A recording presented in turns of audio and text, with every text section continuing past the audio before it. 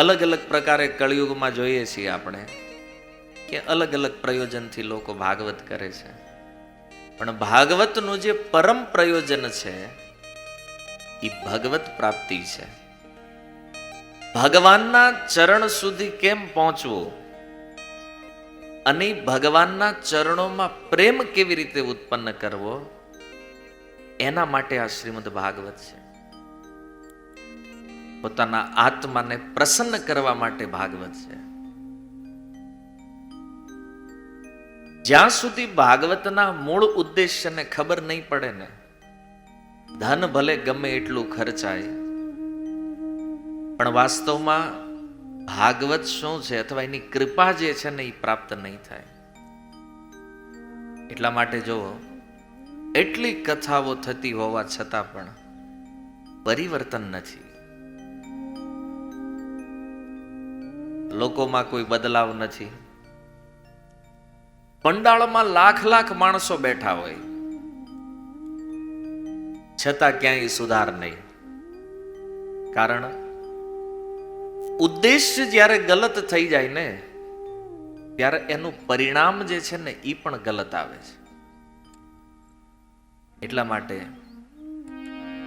બહુ મોટી કૃપા છે આપણી ઉપર એસી ભક્તિવેદાંત સ્વામી શીલ પ્રભુપાદની, જેમણે આ સુંદર ભાગવત યથાર્થ રૂપમાં આપણી સામે પ્રસ્તુત કર્યું છે. શાસ્ત્ર શું છે, કેવી રીતે એને સાંભળવું જોઈએ, ભગવાન શું છે, કેવી રીતે એની સાથે સંબંધ બનાવવો જોઈએ, આની સુંદર શિક્ષા શીલ પ્રભુપાદજીના માધ્યમથી આપણને પ્રાપ્ત થઈ છે. અને આજે અહીંયા પણ એ પ્રભુપાદજી દ્વારા પ્રસ્થાપિત શ્રીમદ ભાગવત પરંપરાની અંતર્ગત આપણે ભાગવતનું શ્રવણ કરવાનું છે.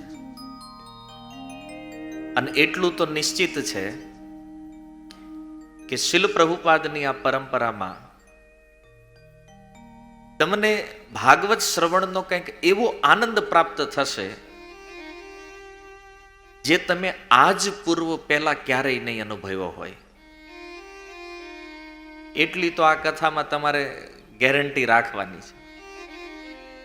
કંઈક એવી વસ્તુ પ્રાપ્ત થશે જે આજ પૂર્વ પહેલા ક્યારેય નહીં થઈ હોય, કે તમે નહીં અનુભવી હોય. ભાગવતનું એક અસલી દર્શન જેને કહેવાય, એ દર્શન આપણે આ કથાની અંદર કરવાનું છે. અને એટલા માટે પ્રારંભિક મંગલાચરણના જે શ્લોકો છે, જેમાં શ્રી ગુરુ હરિ વૈષ્ણવ વંદના કરવામાં આવી છે, ભગવાનને પ્રણામ કરીએ છીએ, ગુરુઓને પ્રણામ કરીએ છીએ, અને જે કાંઈ ભક્ત વૃંદ છે એને પણ પ્રણામ કરીએ છીએ. કારણ કે ભાગવતનો પ્રારંભ જે છે ને એ પ્રણામથી થયો છે. અને પ્રણામની ખૂબ સુંદર મહિમા શ્રીમદ ભાગવતની અંદર બતાવવામાં આવી છે. તો ભાગવતનો આરંભ કરતા પૂર્વ આપણે પહેલા શ્રીમદ ભાગવતની મહિમાનું શ્રવણ કરવું જરૂરી છે. મહાત્મય શા માટે? કારણ કે જો જ્યારે કોઈની મહિમા આપણને ખબર હોય ને, વેલ્યુએશન જ્યારે ખબર હોય ને, ત્યારે આપણને એમાં રસ જાગે, એમાં રુચિ જાગે. સોનું જે છે, હવે આપણને ખબર જ ન હોય કે આનો ભાવ શું છે, કે અથવા સોનું ધાતુ શું છે, તો એની વેલ્યુ થાય ખરી? પણ જ્યારે ખબર પડે કે આ તો 10 ગ્રામ લેવું હોય ને તોય 50,000 રૂપિયા થાય, પ્રેમથી પહેરીએ છીએ કે નહીં, ધ્યાન રાખીએ છીએ કોઈક લઈ ન જાય.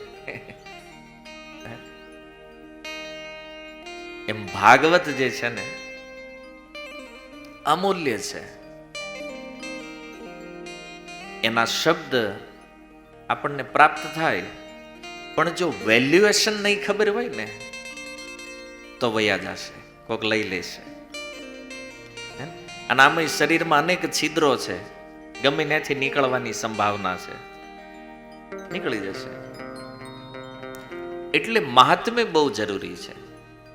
જો સનાતન ધર્મના કોઈ પણ ગ્રંથમાં, કોઈ ગ્રંથને જ્યારે તમે વાંચવાનો પ્રારંભ કરો, એમાં એની મહિમા આપવામાં, એનું મહાત્મ્ય બતાવવામાં આવ્યું છે.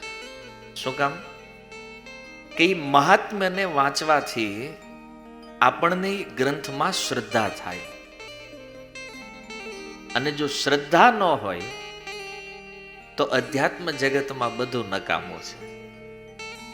શ્રદ્ધા બહુ જરૂરી છે. શ્રી વ્યાસજી ભાગવતનો આરંભ કરતા, મહાત્મ્યનો પ્રારંભ કરતા એક સુંદર શ્લોક દ્વારા ભગવાનને પ્રણામ કરે છે. સચ્ચિદાનંદરૂપાય વિશ્વોત્પત્યાદિહેતવે તાપત્રય વિનાશાય શ્રી કૃષ્ણાય વયમ નમઃ.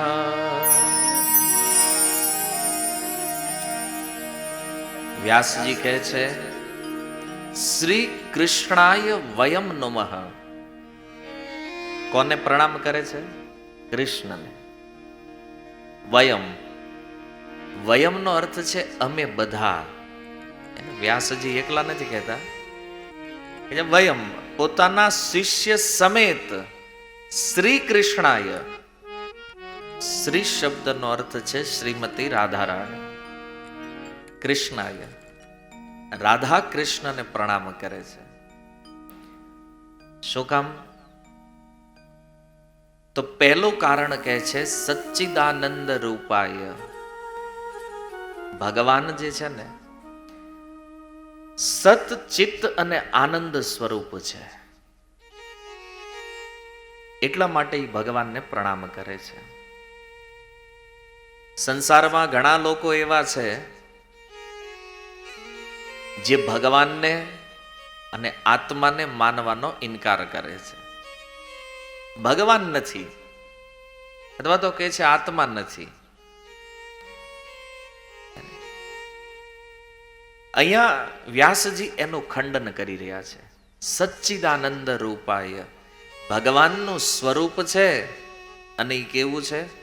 તો કહે છે સચ્ચિદાનંદ સ્વરૂપ છે.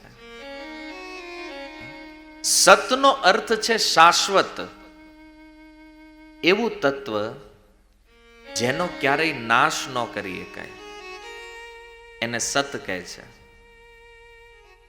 ચિત્તનો અર્થ છે જ્ઞાન,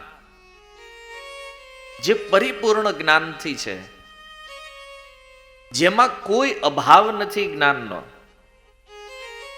એને ચિત્ત કહેવામાં આવે છે. અને આનંદ નો અર્થ છે સુખ, જે પરિપૂર્ણ આનંદ સ્વરૂપ છે,